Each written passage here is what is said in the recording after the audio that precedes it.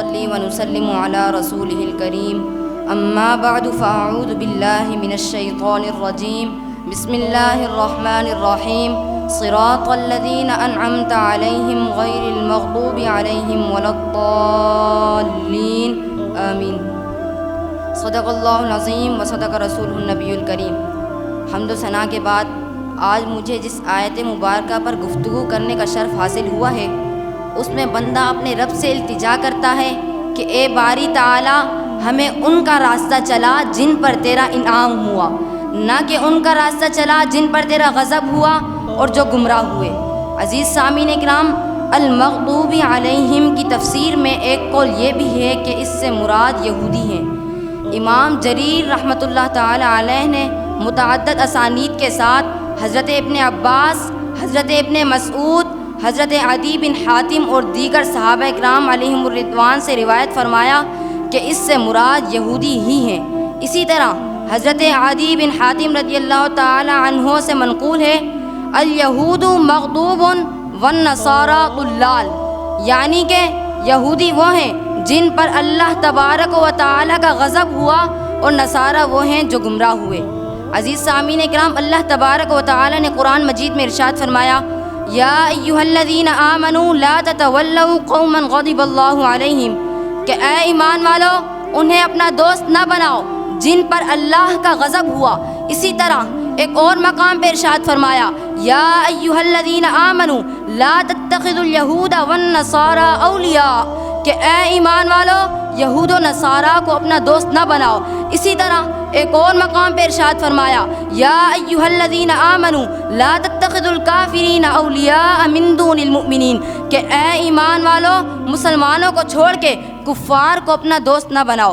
عزیز سامعین کرام، ان آیات بینات سے معلوم ہوتا ہے کہ اللہ تبارک و تعالی نے یہود و نصارہ کی دوستی کو سخت ناپسند فرمایا اور اس سے قطعاً منع فرمایا، لیکن ہماری عوام الناس اور ہمارے حکمران ان کی محبت میں اتنے گرفتار ہو چکے ہیں کہ سر کے بالوں سے لے کر پاؤں کے ناخنوں تک انہی کی ہی مثل صورت قائم کر رکھی ہے۔ ہماری شکل و صورت، ہمارا لباس، ہمارا طعام، ہمارا نظام تعلیم سب انہی کے جیسا ہو گیا۔ الغرض مسلم اور نان مسلم کے درمیان کوئی فرق ہی نہیں رہا۔ عزیز سامعین اکرام، مفتی محمد ضیاء تفسیر ناموس رسالت جلد نمبر 1 میں لکھتے ہیں کہ رب عز و جل کی خاطر رب عز و جل کے دشمنوں سے بغض رکھنا یہ بھی ایمان کا حصہ ہے۔ اسی طرح یہود و نصارہ کی پیروی کرنے سے سخت منع فرمایا گیا۔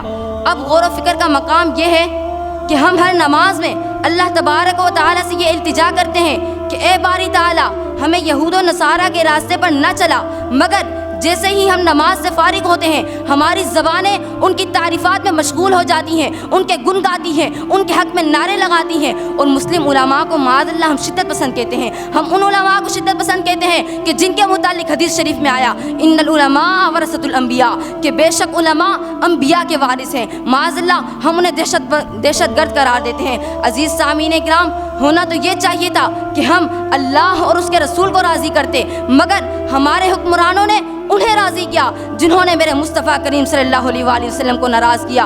عزیز سامعین کرام، میرے حکمرانوں نے ان کو راضی کرنے کے لیے ممتاز قادری کو شہید کیا، آسیہ ملونہ کو رہا کیا، ہماری مساجد سے لاؤڈ اسپیکر اتار دیے گئے۔ الغرض ان کو راضی کرنے میں کوئی کسر بھی نہ چھوڑی، مگر پھر بھی وہ ہم سے راضی نہ ہوئے۔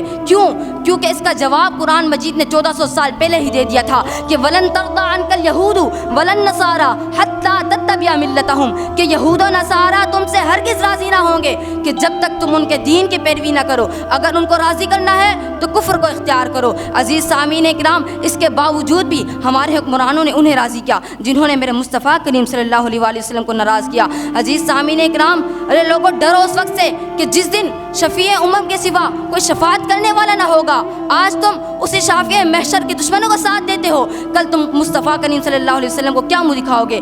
ارے کیا تمہیں یاد نہیں کہ میرے کریم آقا صلی اللہ علیہ وسلم نے فرمایا من تشبہ بقوم فہو منہم، کہ جس نے جس قوم کے ساتھ مشابہت کی بس وہ انہی میں سے ہے۔ کیا تم چاہتے ہو کہ کل تم قیامت کے روز یہود و نصارہ کے ساتھ کھڑے ہو؟ عزیز سامعین اکرام، آج بھی وقت ہے، سدھر جاؤ، اور ان یہود و نصارہ کے خلاف کھڑے ہو جاؤ، اس لیے کہ یہ تمہارے دشمن ہیں، تمہارے رسول کے دشمن ہیں، تمہارے خدا کے دشمن ہیں، تمہارے دین کے دشمن ہیں۔ انہوں نے جب میرے کریم آقا صلی اللہ علیہ وسلم سے وفا نہ کی تو ہم سے یہ کس طرح وفا کریں گے؟ قلندر لاہوری کے اس شعر پر اختصار کرتا ہوں کہ اپنی ملت کو اقوام مغرب